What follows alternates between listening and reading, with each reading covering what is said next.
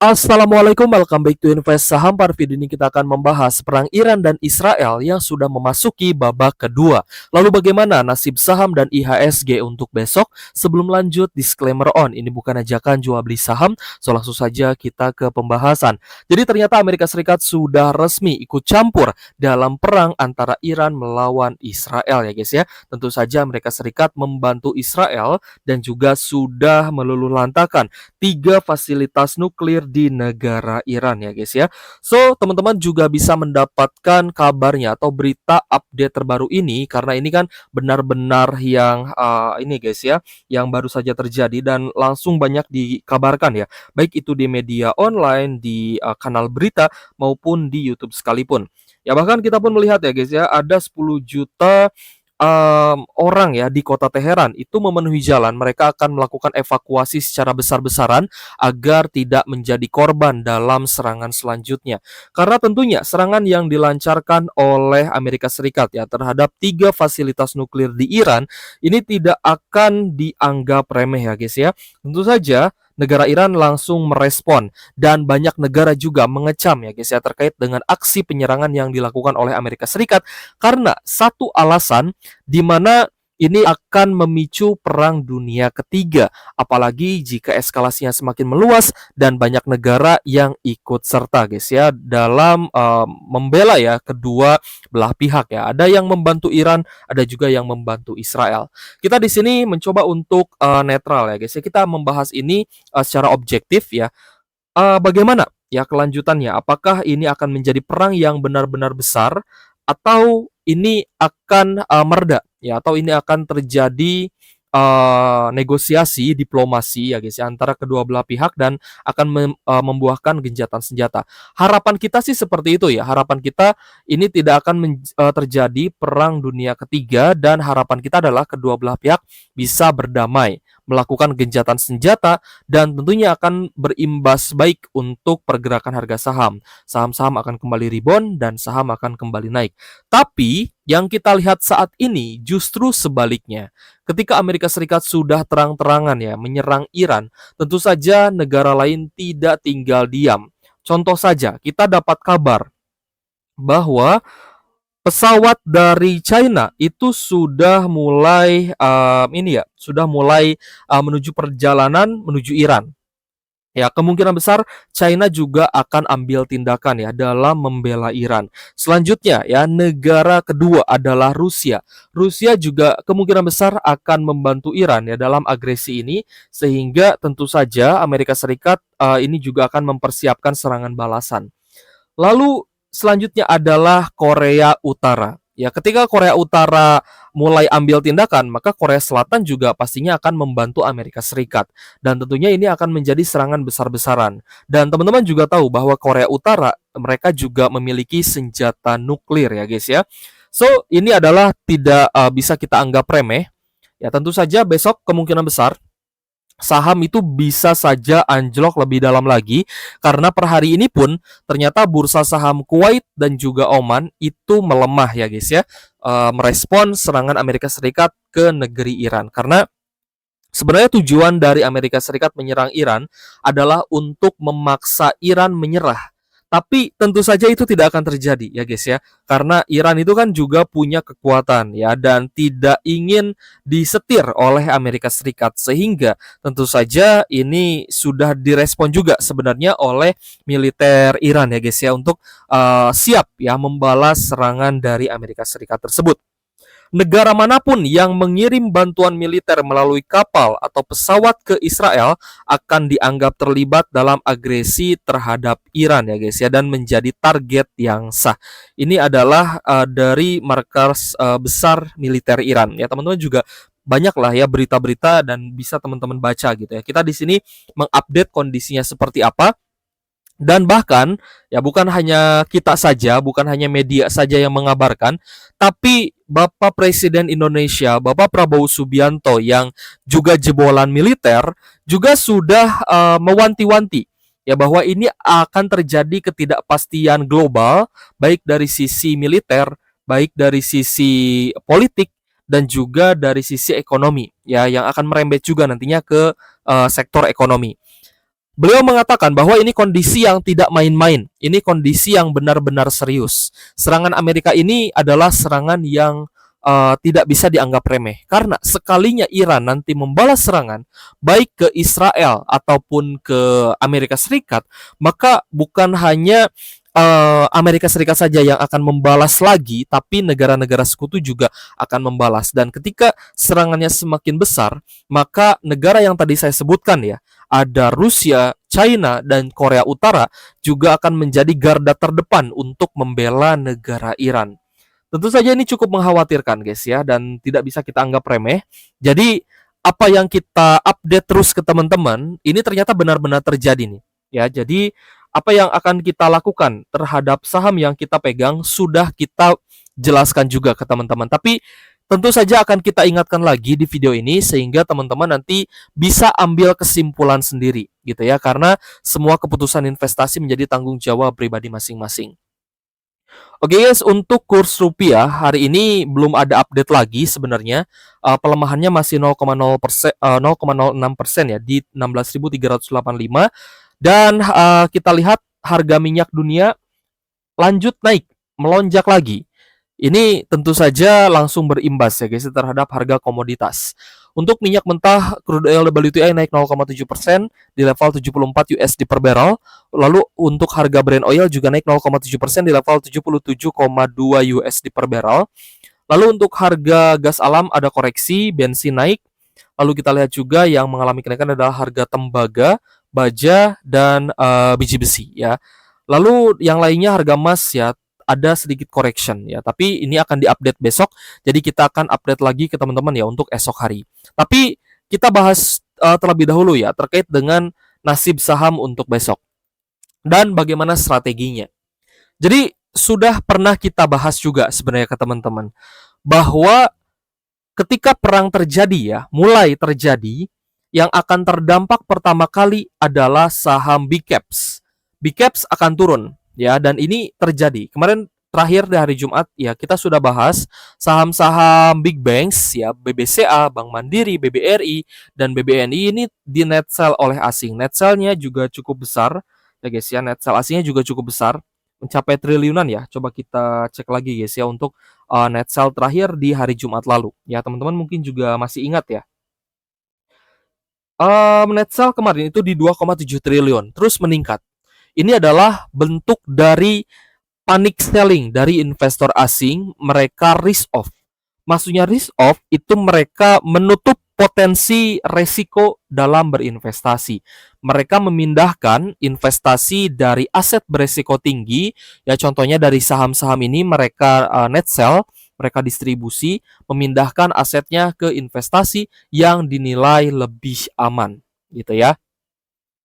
Nah, jadi ketika big caps dan big banks-nya terdistribusi cukup besar, ada saham-saham yang malah naik. Ini adalah saham-saham di sektor energi. Masih ada potensi kenaikan, tapi harus hati-hati juga. Ya, kenapa? Karena ada potensi asing juga bisa saja take profit. Ya, jadi memanfaatkan ketika misalkan minyak naik, ya harga minyak dunia naik, misalkan saham Medco-nya naik, maka asingnya di sini net sell. Teman-teman lihat ya di Jumat kemarin asing ini memanfaatkan kenaikan Medco untuk menjual di harga tinggi. Nah, itu juga bisa terjadi. Kita sudah mau bilang ya ke teman-teman ya.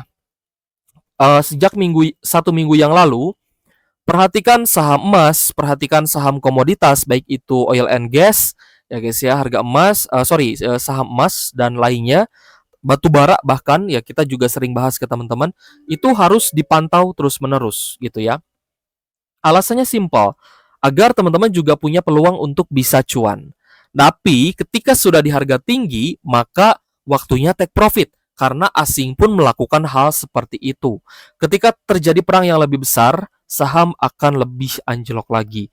Dan kita lihat Medco juga mulai di net sell asing ya, 12,6 miliar penjualan dari investor asing.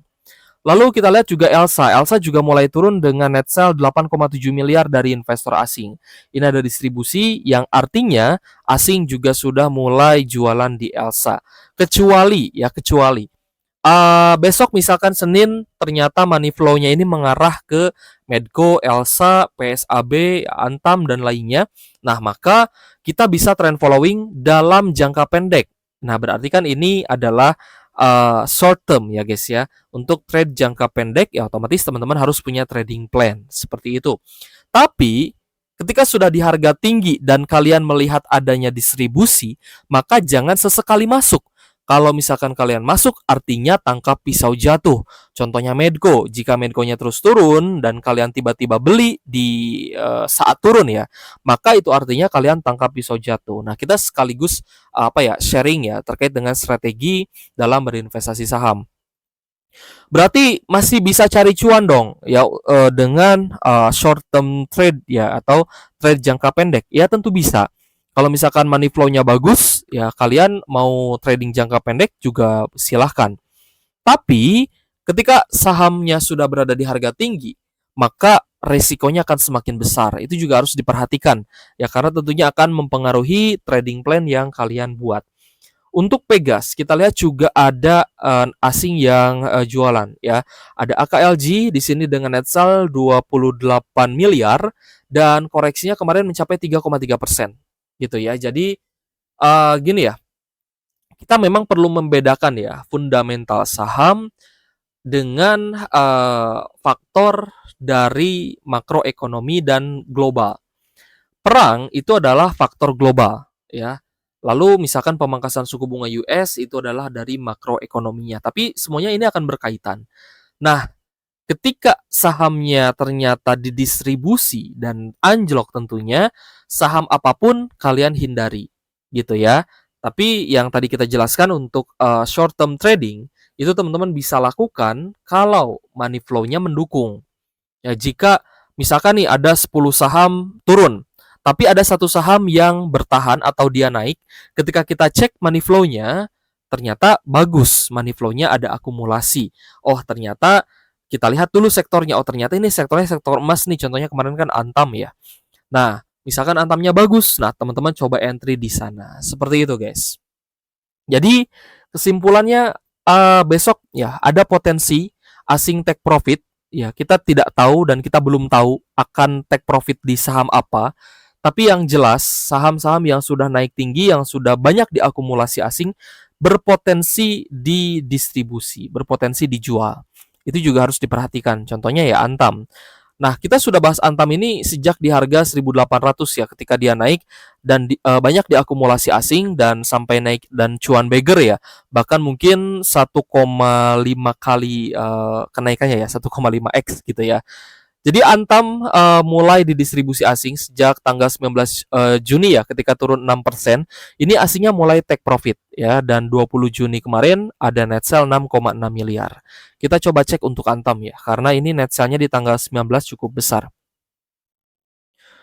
Kita cek Antam di tanggal 19 itu net sell-nya mencapai 235 miliar. Ya jadi kesimpulannya asing sudah mulai jualan setelah sebelumnya akumulasi besar-besaran. Ini akumulasinya besar banget guys ya. Dan wajar sekali kalau misalkan investor asing mulai menjual sahamnya di Antam. Lalu Archie. Nah, Archie ini kan kemarin masih naik ya 9,17%. Tapi kalau misalnya kita perhatikan asingnya pun mulai jualan nih, mulai take profit 987 juta. Jadi juga harus berhati-hati dengan Archie. Kalau misalnya teman-teman sudah ada cuan di saham, ya baik itu di Archie, di Antam, jangan lupa take profit. Nah, ini kalau saya gak salah guys ya. Kita sudah bahas 2 minggu sebelumnya ya. Kalau teman-teman sudah ada cuan di saham yang sudah naik, yang mungkin masih di hold atau mungkin masih yakin mau hold, tunggu gongnya sampai benar-benar ibaratnya market itu panik. Sampai benar-benar terjadi panik selling, di sanalah teman-teman harus take profit. Ini harus ya. Kalau misalnya kemarin kan kita masih masih 50-50 lah. Mau di hold silahkan, mau take profit ya mungkin nunggu patah tren juga silahkan.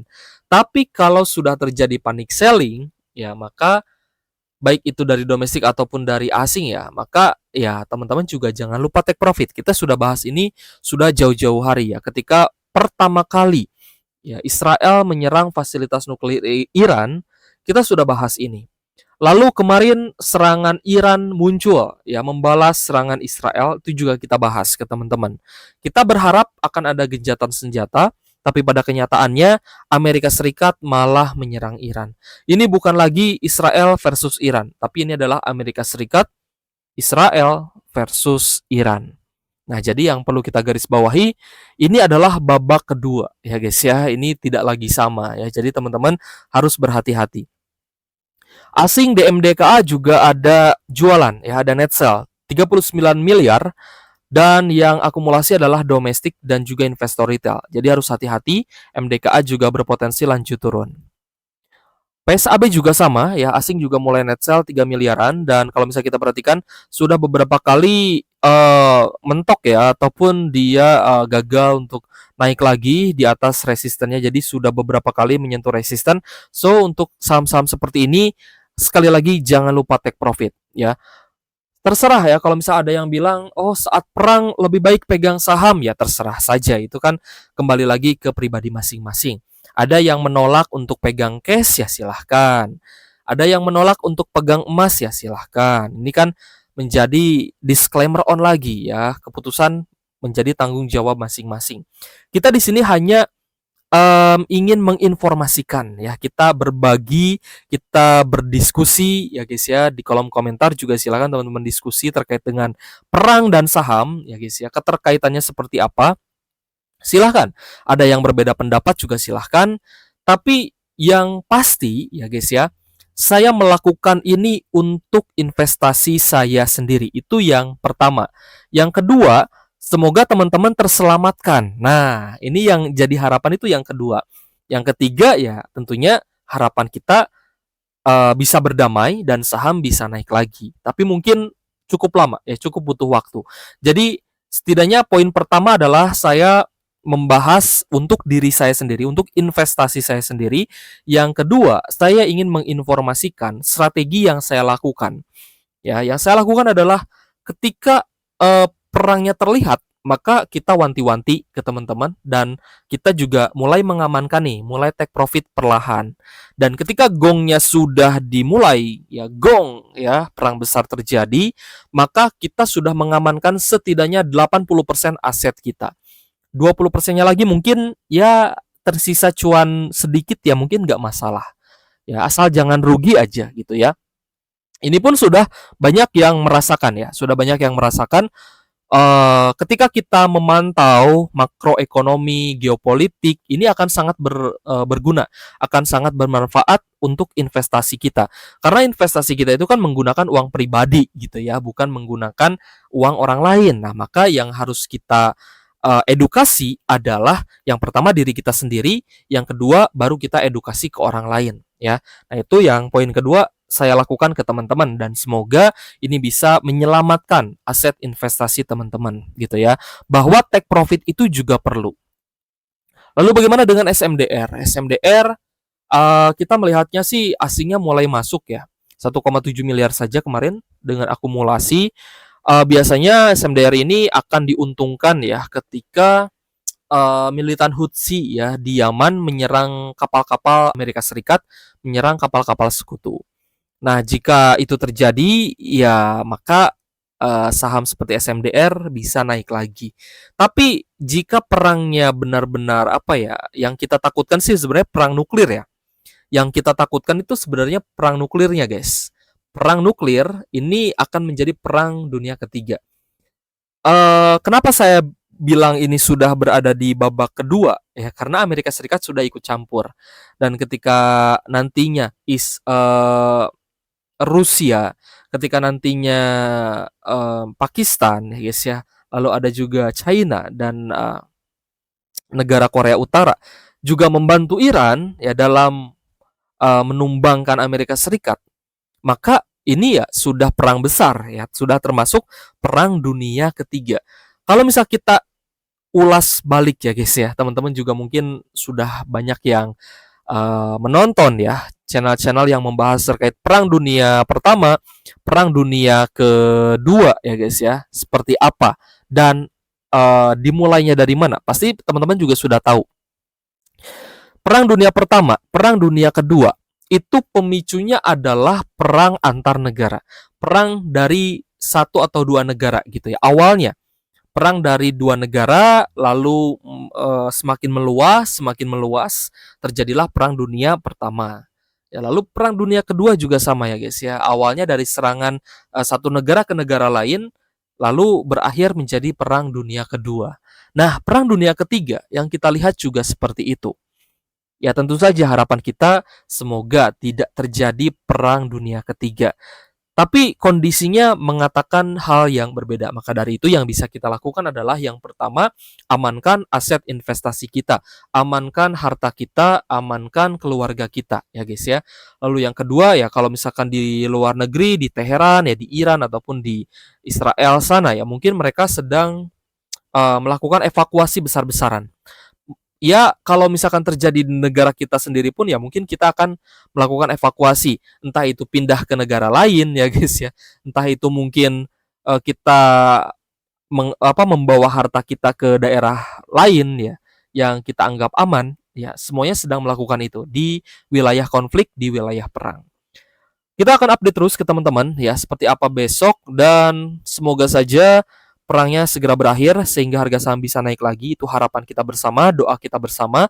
Tapi tentu saja jika ternyata faktanya berkata lain, kita akan terus ya edukasi ke teman-teman sebaiknya seperti apa di kondisi perang yang sedang terjadi ini. Kita akan update terus ke teman-teman dan terima kasih untuk teman-teman yang terus ya mendukung channel Invest Saham ini dan juga IQ Saham tentunya.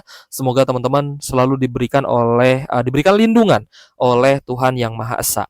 Amin ya Allah ya Rabbal Alamin. Oke guys, terima kasih sudah menonton dan semoga bermanfaat.